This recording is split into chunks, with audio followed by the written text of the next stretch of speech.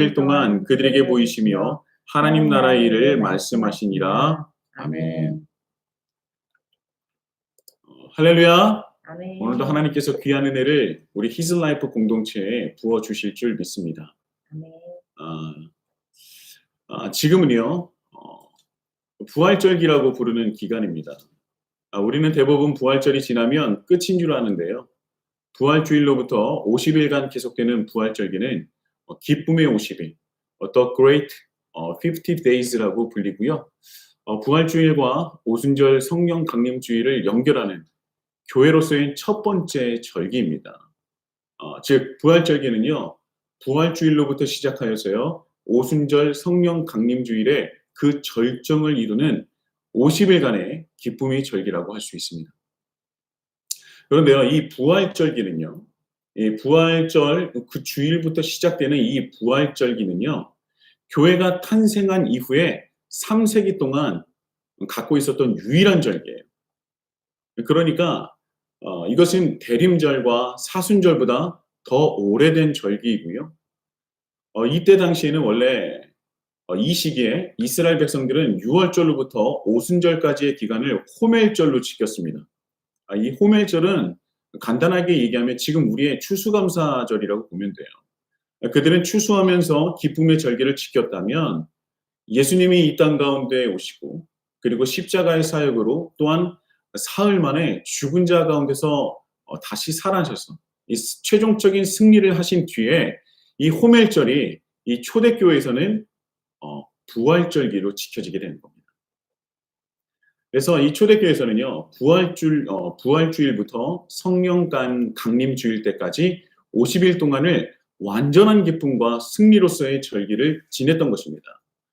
이 절기가 갖는 기쁨과 승리의 기분은 우리 현대 그리스도인들은 전혀 알지 못해요. 그러나 초대교인들에게 있어서 유일한 절기였고요. 또한 기쁨과 승리의 절기였던 것입니다.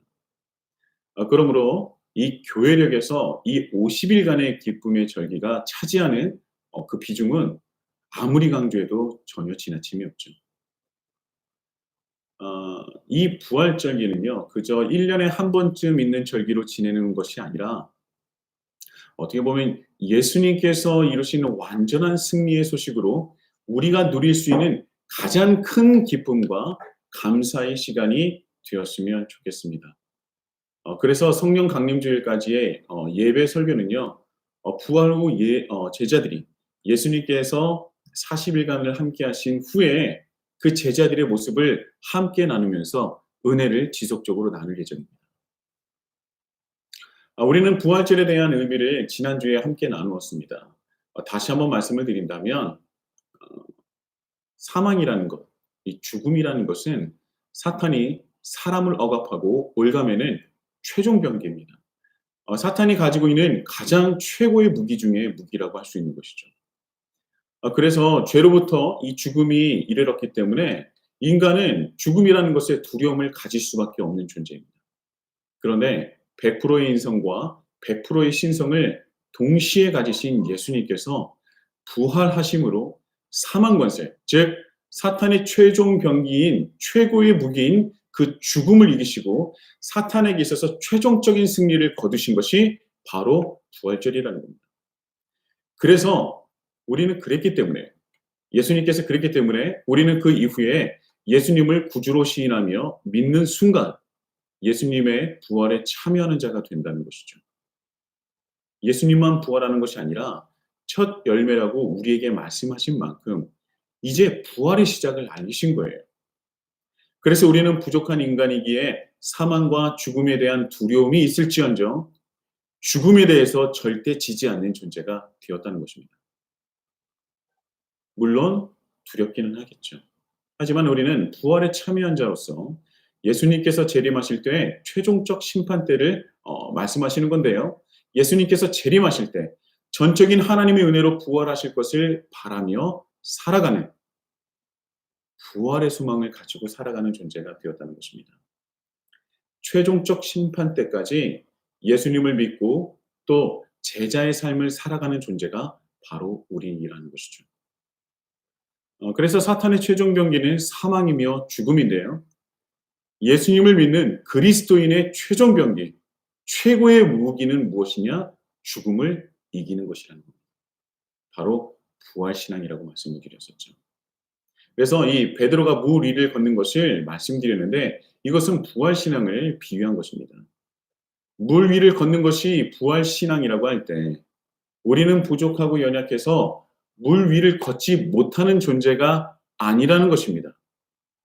우리에게 문제는 물 위로 걷고 못 걷고가 아니라 물 위를 걸을 때 우리가 부활신앙으로 살아갈 때 누구를 바라보며 누구를 향해서 누구를 위해서 걸어야 하는지 말씀하신 것이라고 제가 은혜를 나눴었죠. 그런데 우리가 예수님을 향해서 걷더라도 인간의 연약함 때문에 다른 곳에 눈을 돌릴 수 있어요. 그러면 우리는 그 물에 빠질 수밖에 없고 넘어질 수밖에 없는 존재라는 것입니다. 자, 그렇다면 또한 더 나아가서 우리가 빠졌을 때 어떻게 누구에게 건져냄을 받아서 다시 배로 돌아갈 것인지 우리는 알아봐야 된다는 것이죠. 우리는 건져냄을 받고 끝나는 것이 아닙니다. 제가 제일 싫어하는 것이 무엇이냐면 죄를 지어서 물에 빠지면 넘어지면 아 맞아.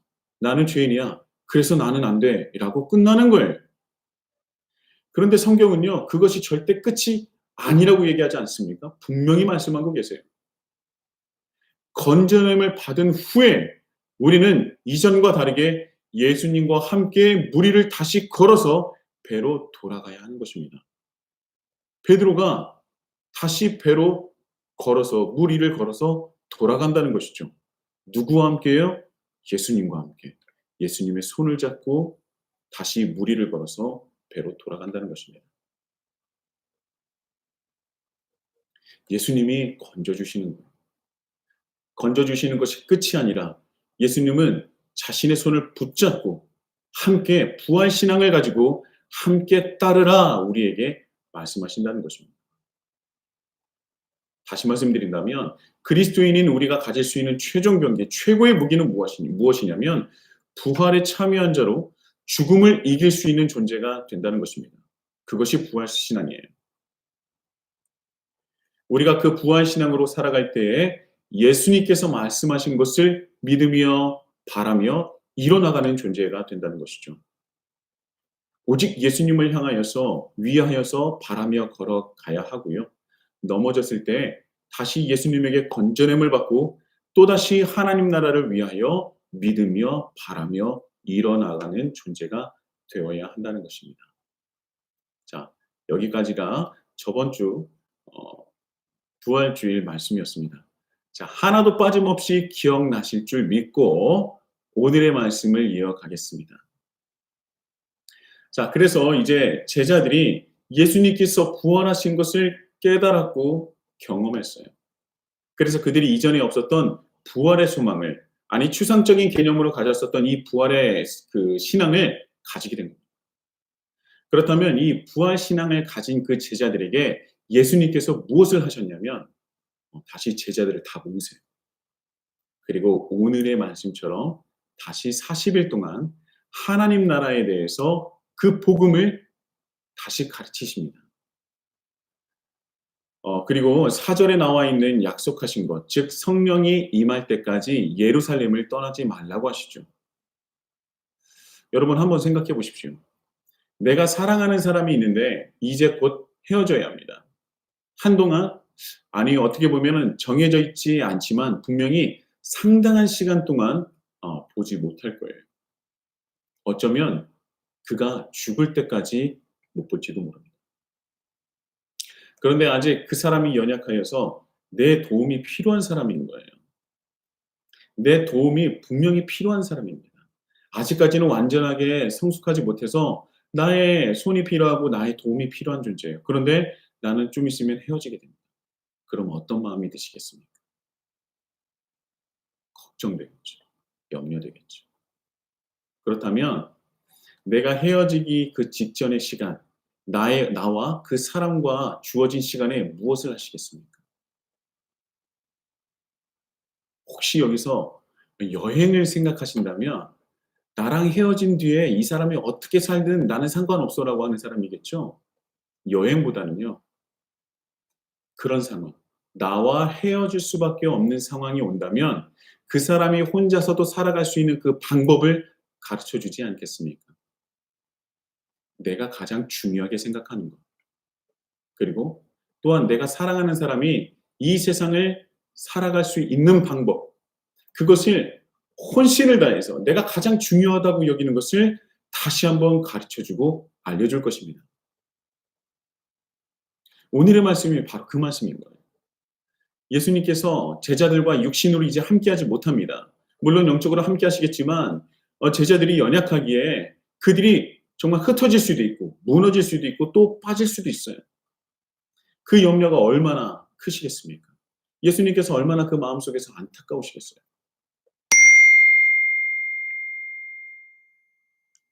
제자들을 바라볼 때요. 예수님은 늘 언제나 걱정이 앞섰던 분입니다. 마태복음 10장 16절에 보면 보라 내가 너희를 보냄이 양을 이리 가운데에 보냄과 같도다. 그러므로 너희는 뱀같이 지혜롭고 비둘기같이 순결하라라고 말씀하신 것 아니겠습니까? 여러분, 이 자식을 바라보는 부모의 마음은요. 자식이 아무리 나이를 먹어도 늘 한결같은 마음 아니겠습니까? 제 어머니는 언제나 저를 그렇게 바라보셨어요. 지금도 마찬가지고요. 아버지는 제가 어려서는 그런 말씀을 하지 않으셨기 때문에 어떻게 바라보는지 잘 몰랐는데 지금은 어머니와 똑같은 마음이셨다는 것을 저는 알 수 있어요. 왜냐하면 지금은 아버지도 저에게 표현하시거든요. 어머니와 똑같은 말씀을 저에게 하시고 계십니다. 부모님은 저를 보면 늘 얼굴이 반쪽이라고 하세요. 피곤한 눈에 얼굴이 반쪽이라서 늘 염려하십니다. 근데 이제 피곤한 눈은 제가 어쩔 수 없기 때문에 넘어간다 하더라도요. 여러분 제 몸무게가 여러분 확진자잖아요. 확진자. 그래서 몸무게가 많이 늘어서 80kg를 넉넉히 넘깁니다. 그런데 아버지 어머니는 부모님은 저를 보시면 늘 얼굴이 반쪽이라는 거예요. 제 몸무게를 말씀을 드려도 그 몸무게는 몸이 안 좋아서 부어서 그렇게 된 거라고 말씀하세요. 예. 제가 정말 부었나 뭐 이렇게 생각이 되기도 하는데 사랑하는 사람에게 늘 마음이 가는 것이고요. 걱정되고 염려가 되는 것입니다. 하물며 우리를 창조하시고 십자가까지 직접 지신 예수님께서는 얼마나 우리를 사랑하시겠습니까? 사랑하니까 염려되고 걱정되는 것이죠. 예수님 앞에서는 늘 우리는 양 같은 존재입니다. 그러나 반대로 사탄이 아직도 여전히 자기의 힘을 뺏기지 않으려고 노력하는 그 깨어진 세상은요. 이리와 같은 세상이라는 것이죠. 예수님은 우리를 보내는데 이리와 같은 세상에 보내는 양으로 보십니다. 예수님의 사랑은요. 크다라는 말조차도 그 사랑을 다 표현하지 못할 정도로 그 사랑을 다 담지 못할 정도로 정말 영원하신 크신 사랑을 가지신 분입니다. 그래서 자기가 사랑하는 이들에게 제자들에게 또한 지금을 예수님을 믿고 살아가는 우리들에게 가장 필요한 것을 지금 이 시간 우리에게 알려주시는 것입니다. 이리와 같은 세상에서 그들이 가져야 할 가장 중요하고도 중요한 것을 전해주시는 것이죠. 그들이 절대 잊어서는 안 되는 것. 이리와 같은 세상에서 살아남을 수 있는 그 유일한 방법을 우리에게 알려주시고 제자들에게 알려주시는 것입니다. 그리고 그것이 바로 무엇이냐? 하나님 나라라는 것이에요. 제가 하나님 나라에 대한 정의는 굉장히 많은 시간 동안 여러분들에게 말씀을 드렸기 때문에 이 시간 자세하게 더 말씀드리진 않겠습니다. 성경 공부를 할 때 그리고 양육을 할 때 하나님 나라 복음에 대해서 제가 항상 강조하는 이유는 무엇이냐면 예수님께서 강조하시기 때문에 그런 겁니다. 예수님께서 강조하신 것이 바로 하나님 나라 복음이었기 때문에 그래요. 예수님께서 처음 공생의 시작을 알리셨을 때도요. 하나님 나라로 시작하셨고요. 예수님께서 승천하시기 직전에 제자들에게 말씀하신 것 또한 하나님 나라에 대한 것입니다. 예수님 하면 바로 이 땅에 이미 임한 하나님 나라 그리고 장차 최종적 심판 이후에 완성될 하나님 나라를 말씀하는 것이죠. 그리고 이미 임한 하나님 나라에서 그렇다면 하나님을 믿는 사람, 예수를 그리스도라 시인하는 그들이 어떻게 살아가며 하나님 나라를 준비하고 완성될 하나님 나라를 준비하고 어떻게 살아가야 하는지를 스스로 본을 보여주셨고요. 우리에게 나를 따르라 하신 것입니다. 예수님의 관심사는요. 하나님 나라로 시작해서 하나님 나라로 끝나는 거예요. 그렇기 때문에 내가 사랑하는 사람과 함께 할 수 있는 그 마지막 순간, 그 어떤 시간보다도 귀한 그 순간에 무엇을 전해 주시겠습니까? 바로 내가 가장 중요하다고 여기는, 그리고 내가 사랑하는 사람에게 가장 필요하다 여기는 것을 말씀하시고 가르치시지 않겠습니까? 그것이 바로 하나님 나라 복음인 것이에요. 예수님께서 스스로 이루신 하나님 나라, 그리고 우리가 예수님께서 가르쳐 주신 것, 그 가르침에 따라 예수님과 함께 동행하여 하나님께서 계획하신 그 하나님 나라를 부족하지만 확장하고 확장하는, 하나님께서 계획하신 그 계획에 동참하는 그 하나님 나라 복음에 대해서 다시 한번 강조하시고 말씀하신 것입니다. 그런데요, 여러분, 제자들이요, 하나님 나라에 대해서 모르는 것도 아니고 처음 듣는 것이 아닙니다. 제가 앞서 말씀드렸지만 예수님은 공생의 기간에 하나님 나라에 대해서 들었어요.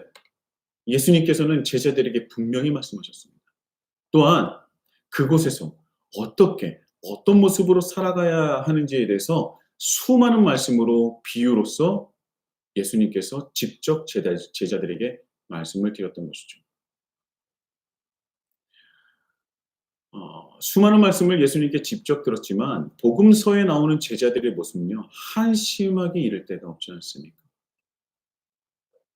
제가 보면요, 사람들이 사는 모습은요, 정말 제각각이에요. 정말 다 다릅니다. 정치적인 성향도 다르죠. 경제를 바라보는 시각도 다르죠. 코로나19 이 사태를 보면서도요, 제각각 생각하고 평가는 다 다릅니다. 그렇기 때문에 사람은요, 수많은 정의나 명제를 앞에 두고도 결국은 저마다의 선택적 지각을 하는 것입니다. 이 선택적 지각은 무엇이냐면 외부 정보를 객관적으로 받아들이지 않고 자신의 기존 인지 체계와 일치하거나 자신에게 유리한 것을 선택하여 지각하는 일을 말합니다. 네. 한마디로 듣고 싶은 것만 듣고요. 듣기 싫거나 관심 없는 것은 그냥 다 흘려보낸다는 거예요. 그게 뭐라고요? 그게 사람이라는 거예요. 때로는 그것이 옳다고 생각됩니다. 아, 이 말이 맞네. 라고 생각이 되어도 내 선택과 반대가 된다면 그것을 지나치거나 무시하고 또 하물며 반대까지 한다는 거예요. 옳다고 생각이 되어도. 사람은 선택적 지각을 하는 사람이라는 것이죠. 그런 존재라는 거예요. 예수님의 공생의 기간 동안 제자들도요, 똑같은 선택적 지각을 했던 것 같습니다.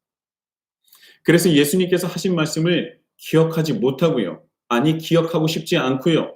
때로는 자기 생각과 맞지 않을 때는 반대하기도 하고 무시하기도 하고 지나치기도 했던 것입니다. 제자들이 선택적 지각을 하고 있는 것을 누구보다 예수님께서 더 잘 아시기 때문에 더 정확하게, 더 확실하게 40일 동안 어떻게 보면 단기 속성반으로 가르치시지 않았나 생각을 합니다.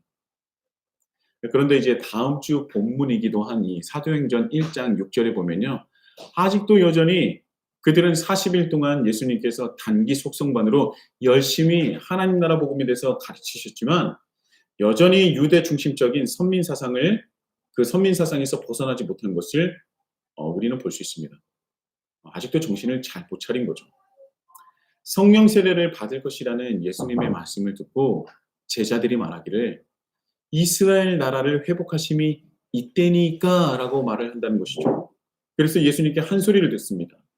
만약에 이들이 온전하게 성장을 했다면 하나님 나라를 회복하심이 이때니까라고 말을 했을 텐데 아직 여전히 하나님 나라가 아니라 이스라엘 나라, 자기가 살아가는 자기 민족이 더 중심이란 거예요. 아무튼 사람들은 이 선택적 지각에서 크게 벗어나지 못하는 것 같습니다. 그런데요, 그리스도인은 선택적 지각에서 벗어나서 하나님의 말씀을 듣고 깨닫고 또한 우리는 분명히 살아가야 하는 존재인 줄 믿습니다. 우리는 그런 공동체가 됐으면 좋겠어요.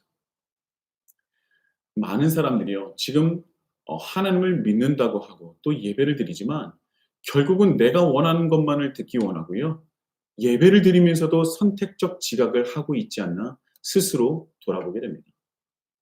말씀을 전하는 사람의 부족함도 분명히 있겠지만 우리는 어느 순간 하나님이라면 또 사랑이 많으신 예수님이라면 내가 필요한 것, 내가 원하는 것 들어주셔야 하지 않나라는 생각을 할 때가 분명히 있다는 것이죠. 또한 우리가 하나님을 믿기 시작하면 이런 말을 많이 합니다. 은혜 받고 싶다고. 또 은혜 받으시라.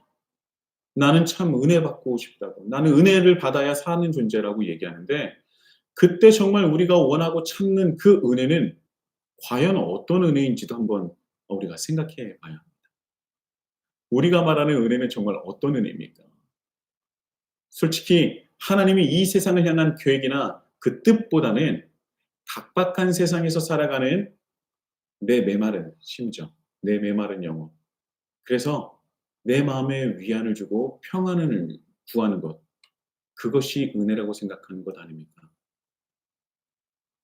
예배드리고 마음이 좀 따뜻해지면 은혜 받았다고 하잖아요. 그런데 이것은 나쁜 것은 아니지만 그러나 하나님을 믿는다고 해서 이것만을 요구하고 이것만을 바란다면 우리는 정말 그것이 온전한 믿음인지 심각하게 고민해 봐야 돼요. 제가 만나고 경험했던 분들 중에요. 이전에 받았던 상처와 아픔에서 벗어나지 못한 분들이 종종 계셨습니다. 그래서 저에게 그런 말씀을 하면 저는 당연히 위로도 해 드리고요. 또 신방을 통해서 회복할 수 있도록 제가 적지 않은 그런 도움을 드린 적도 참 많습니다. 그런데 대부분 아무리 시간이 지나도 그분이 상처에서 벗어나질 못해요.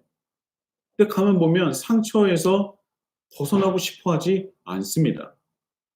아이러니하지 않습니까? 변하질 않아요. 수년이 지났는데도 불구하고 똑같은 얘기를 반복하세요.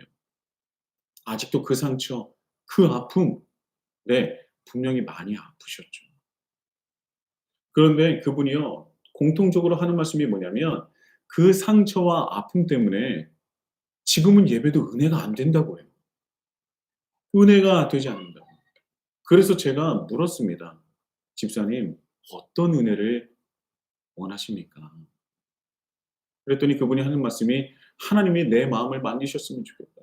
모든 상처가 싹 사라졌으면 좋겠다고. 예전처럼 신앙을 회복하고 싶다. 하나님의 은혜 주시면 가능하지 않나요?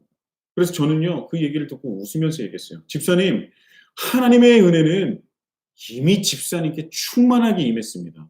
그리고 지금도 임하고 있고요. 앞으로도 임할 것입니다. 그런데 하나님께서 주신 은혜를 받으시는 것은 집사님이 하셔야 돼요.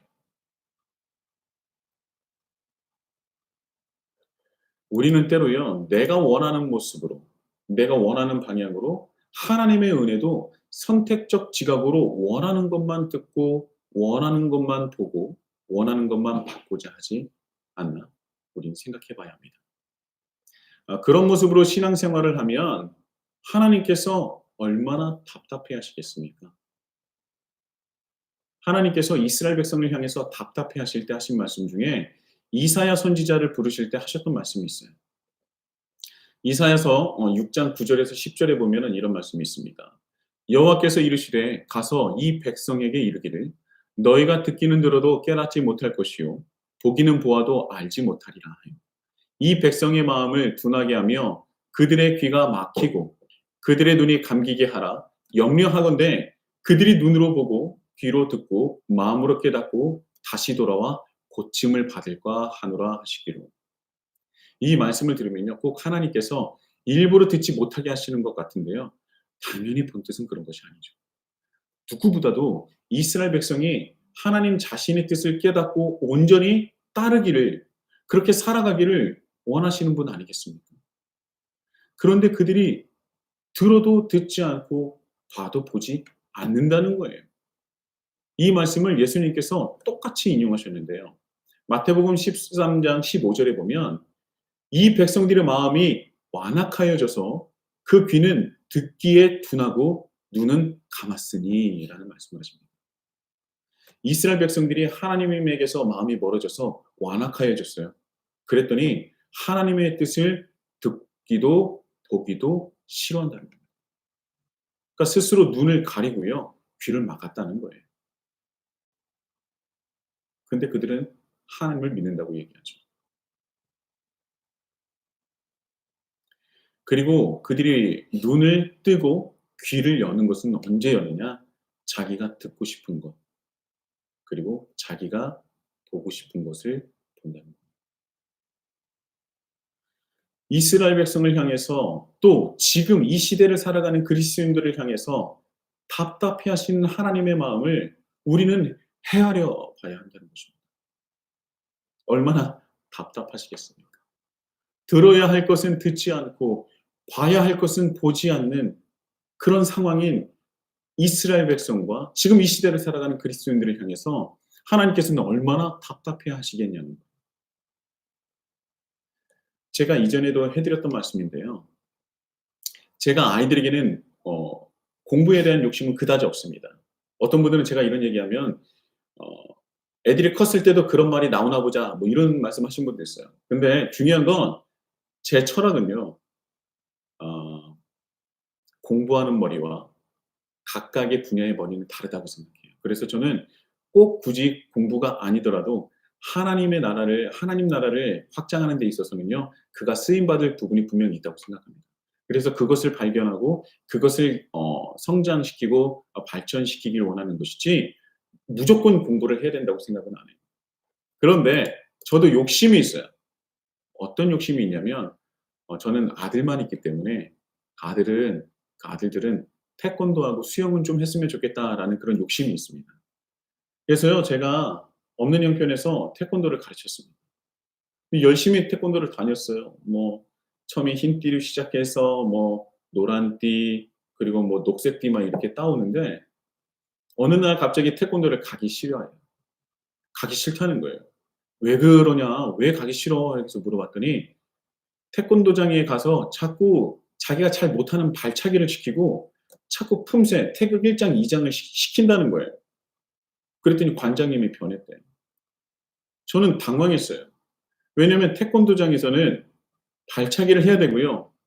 태극 1장 2 장을 배워야 되는 거 아닙니까?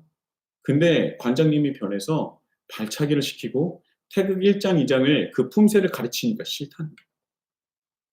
저는 약간 당황했지만 정신을 차리고 "그렇다면 관장님은 전에 변하기 전에는 무엇을 가르쳤는데?" 라고 물어봤더니 예전에 관장님이요. 게임도 했고요. 피구도 했고요. 포인트 잔치도 했다는 거예요.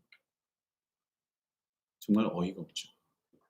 태권도를 배우러 보냈더니 태권도를 좀 배웠으면 좋겠다 해서 보냈더니 다른 짓만 하고 오는 거예요. 그리고 또 다른 짓이 본질이냐 관장님이 변했다고 얘기하는 거죠.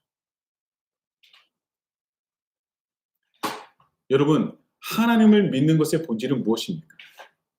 하나님께서 창조주이심을 그리고 이 땅을 향한 그분의 계획이 있음을 깨닫는 거고요. 또한 더 나아가서 그 계획의 한 부분으로서 나와 우리를 부르셨구나 깨닫는 거 아닙니까? 그리고 자기 부인과 자기 십자가를 통해서 예수님이 걸으셨던 그 길을 같이 따라가는 것. 그것이 하나님을 믿는 본질이죠. 근데 정말 우리는 그 본질을 붙잡고 있습니까? 아니면 비본질적인 것을 본질이냐, 그것이 믿음이냐, 신앙이냐 붙잡고 있는 것입니까? 또 우리가 원하는 그 은혜는 뭐예요? 도대체 우리는 어떤 은혜를 하나님께 구하는 것입니까? 하나님을 믿는다고 하면서 예배를 드리며 은혜를 구하고 있는데 도대체 어떤 은혜를 구하고 있는 거예요? 비본질적인 것을 본질로 여기며 혹시나 하나님께 구하는 것은 아닙니까? 그래서요, 예수님은요, 부활하신 후에 40일 동안 제자들을 다시 모으고 가르치시고 깨우칠 수밖에 없었던 것입니다. 그들이 모든 것을 다 알았다면 40일도 걸리지 않았을 거예요. 이미 제자들을 다 보내셨을 겁니다. 근데 이제까지 그들은 보고도 눈을 감았었고요. 들어도 귀를 막았기 때문에 그들을 다시 모으고 가르치실 수밖에 없었던 것이죠. 그래서 그들에게 예수님께서 첫 공생의 시작을 알렸던 그 말씀, 마가복음 1장 14절부터 15절까지의 말씀입니다. 요한이 잡힌 후 예수께서 갈릴리에 오셔서 하나님의 복음을 전파하여 이르시되 때가 찼고 하나님의 나라가 가까이 왔으니 회개하고 복음을 믿으라 하시더라. 예수님은요, 제자들에게 다시 처음으로 돌아가십니다. 다시 기본으로, 본질로 돌아가신 것입니다. 그것이 가장 중요한 것이기에 제자들에게 다시 하나님 나라 복음을 가르치시고 또 보여주시고 들려주신 것입니다. 여러분도 잘 아실 거예요. 유대인의 교육법이 대단하고요. 합리적이며 효율적이라는 것은 우리가 다 알고 있습니다. 그런데 그 유대인의 교육법의 강점이 무엇이냐면 많은 것들이 있겠지만 그중에 제가 바라보는 그리고 제가 보는 가장 큰 강점은 뭐냐면 바로 반복에 있어요. 바로 끝없는 반복. 끝도 없이 반복시키는 거예요. 여러분 공부 잘하고 싶으십니까? 그러면 한 번 봐서 안 되면 여러분 두 번 보세요. 두 번으로 안 되면 알 때까지 보십시오. 그러면 여러분 공부 잘할 겁니다. 공부하는 머리가 있다면. 저는 좀 아닐 수도 있겠지만 반복이에요. 반복입니다. 공부를 하든지 아니면 내가 어떤 그런 기술적인 재능이 있든지 어떤 나에게 재능이 있는 것을 그냥 두는 것이 아니라 그것을 또 반복하고 또 반복하고 반복하고 또 반복시킨다는 겁니다. 그런데 이 유대인의 반복적인 교육법은요. 바로 어디서부터 나오냐면 우리가 잘 알고 있는 쉐마에서 나옵니다. 바로 신명기 6장 4절부터 5절까지인데요. 더 나아가서 9절까지입니다. 여러분들 지금 이 시간 볼 수 있다면 이 말씀은 좀 피우셨으면 좋겠어요. 신명기 6장 4절부터 9절까지의 말씀입니다. 지금 한번 펴보세요. 오늘 본문 말씀이기도 합니다. 제가 먼저 4절에서 5절까지 읽어보도록 하겠습니다. 이스라엘아 들으라 우리 하나님 여호와는 오직 유일한 여호와이시니 너는 마음을 다하고 뜻을 다하고 힘을 다하여 내 하나님 여호와를 사랑하라. 자, 여기에 교육법이 있습니까? 없지요. 이제 교육법이 나옵니다. 교육법이 바로 6절과 9절까지, 6절부터 9절까지 나오는데요. 오늘 내가 내게 명령하는 이 말씀을 너는 마음에 새기고 내 자녀에게 부지런히 가르치며 집에 앉았을 때든지 길을 갈 때든지 누워 있을 때든지 일어날 때든지 이 말씀을 강론할 것이며 너는 또 그것을 내 손목에 매어 기호를 삼으며 내 미간에 붙여 표로 삼고 또 내 집 문설주와 바깥문에 기록할지니라. 아멘. 자, 보십시오. 자, 이 말을 한번 듣고 끝나는 것이 아니라 마음의 색이라고 분명히 말씀을 하고 있습니다. 마음의 색이라 그래요. 머리도 아니고요. 마음의 색이라고 말씀하십니다. 머리로 이해할 것은 언젠가 잃어버릴 수 있어요. 그렇죠? 여러분 초등학교 1학년 때 배웠던 거 다 기억하십니까? 몰라요. 머리로 배우면 그때는 이해는 하지만 언젠가 그것을 잊을 때가 분명히 있다는 거예요. 그래서 그것을 잊으면 안 되기 때문에 너희는 마음의 색이라고 우리에게 말씀하십니다. 마음의 색이고 그것을 품으라는 거예요. 우리가 흔히 말하는 것 중에요. 사람이 진정성이 없다면 사람이 뭐 기계적이다, 때로는 사무적이다라고 우리가 말을 하고 있지 않습니까? 그 사람은 우리와 함께 하긴 해요. 일은 합니다. 그런데 진짜 함께하는 것이라고 느껴지지가 않아요. 언제 떠나도 이상할 것 같지 않은 그런 사람, 그런 사이, 그런 관계. 그런데요, 하나님은요, 우리와 그런 사이, 그런 관계가 되길 원하시지 않습니다. 하나님은 절대 그런 관계를 원하시는 것이 아니에요. 때로는 식어지고 둔해지고 멀어지는 그런 관계를 하나님께서는 우리에게 원하시는 것이 아니라는 거예요.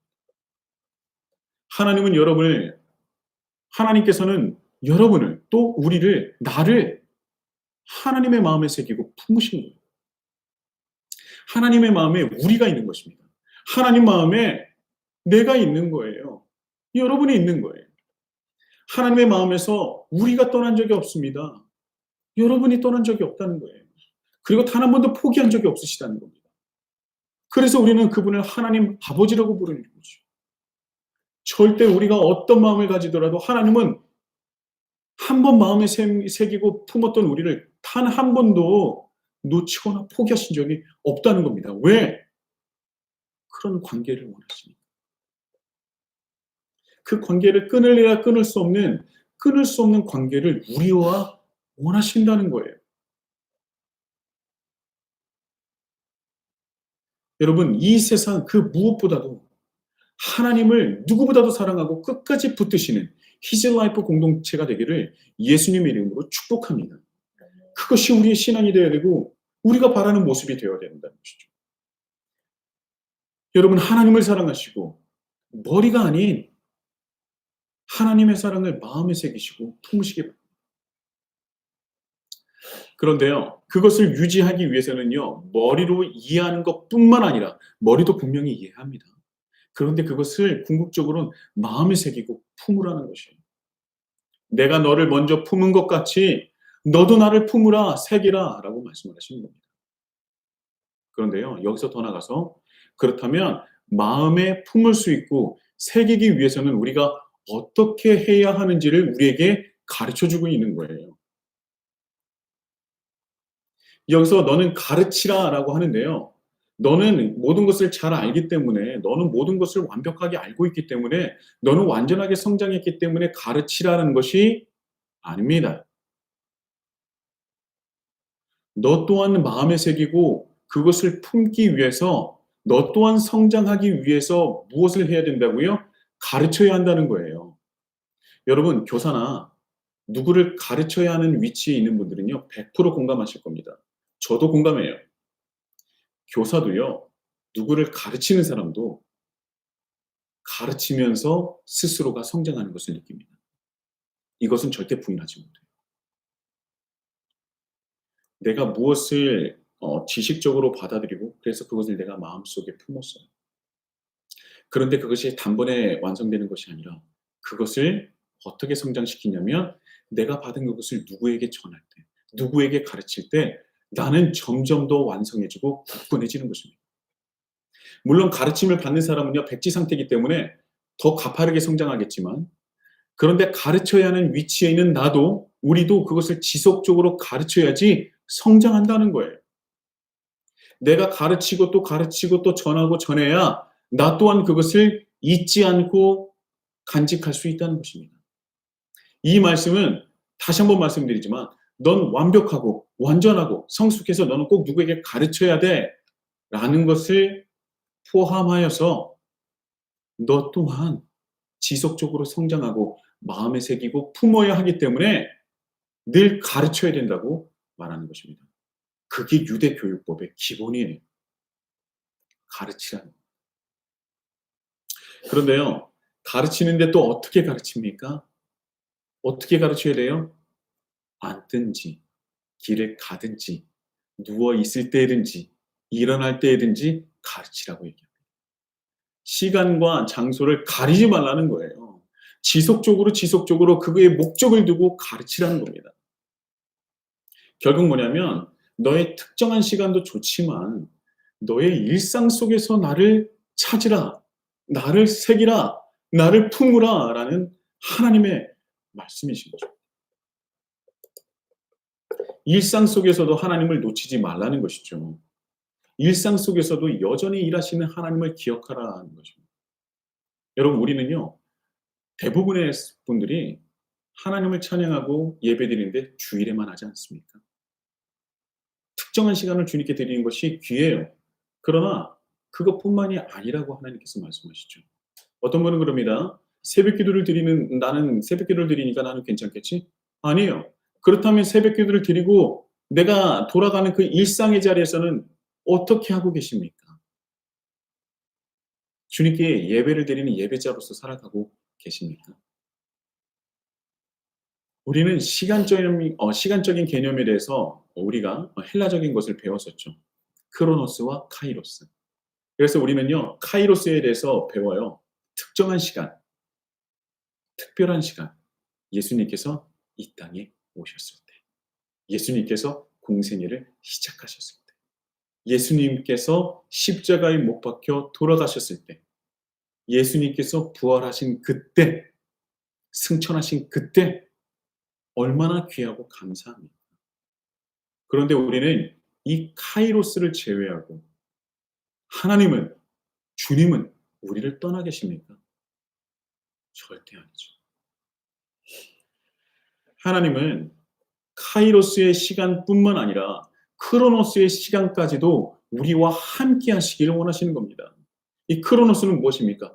누구나 동일하게 똑같이 가지는 24시간의 시간이에요. 지금도 똑딱똑딱똑딱 흘러가는 시간입니다. 그런데 하나님께서는요, 쉐마를 통해서 이 카이로스의 때와 플러스 크로노스의 흘러가는 시간까지도 우리와 함께 하기를 원하시는 거예요. 그래서 그것을 반복적으로 지키고 가르치라고 우리에게 쉐마를 통해서 말씀하고 계신 겁니다. 그러니까 하나님을 만나고 경험하는 것은요, 느끼는 것은요, 카이로스뿐만 아니라 크로노스의 시간으로도 우리는 주님을 집중하고 만나며 경험해야 하는 것이죠. 여러분, 이 쉐마의 근본적인 정신은요, 바로 정체성이에요. 그냥 그것을 마음에만 또 머리로만 생각하는 것이 아니라 그것을 표현하고 드러내라는 것입니다. 그것이 우리의 정체성이고 우리의 본질이고 존재의 이유이기 때문이죠. 그래서 이어서 8, 9절, 이 신명기 6장 8, 9절은요. 그것을 어떻게 하라 그래요? 손목에 매라는 거예요. 쉐마의 말씀을 손목에 매어서 기호로 삼으라고 말씀하시고요. 더 나아가서 미간에 붙여서 표로 삼으라고 말씀하십니다. 여러분, 사람이 살아가면서 내가 내 몸 중에서 가장 많이 보는 곳은 어딘지 아십니까? 얼굴이 아니에요. 얼굴이라고 생각하시는 분이 있는데 아무리 거울을 많이 봐도요. 얼굴은 절대 아닙니다. 어떤 분은요. 제가 정말 우리 사랑하고 존경하고 좋아하는 분인데 이 멀리까지 일하러 왔다 갔다 하시는 분이에요. 그런데 이 차 안에서 기차인가요? 기차 안에서 1 시간 반이 후떡 지나갔대요. 뭐 하느라? 이 셀카 찍느라. 셀카를 찍다가 1 시간 반이 후떡 지나갔답니다. 예, 대단하시죠. 그런데 그때는 자신의 얼굴을 봤겠지만 그러나 우리가 하루 중에 일상을 살아가면서 내 몸 중에서 가장 많이 보는 것은 어디냐면 바로 손이에요. 그래서 이 손에 쉐마를 묶어 놓고 그것을 기호로 삼으라고.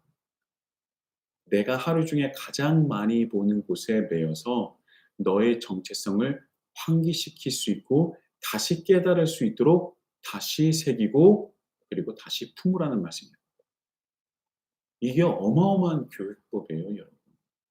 그 손에 나의 정체성을 환기시키고 내가 다시 한번 깨달을 수 있는 것을 내 손, 내가 하루 중에서 가장 많이 보는 나의 몸 중에 그 손을 보고 또 보고 봐서 너의 정체성을 확인하고 드러내라는 것입니다. 여러분, 그리고 반대로요. 남이 나를 볼 때 가장 많이 보는 것이 어디입니까? 예, 이것은 얼굴이에요.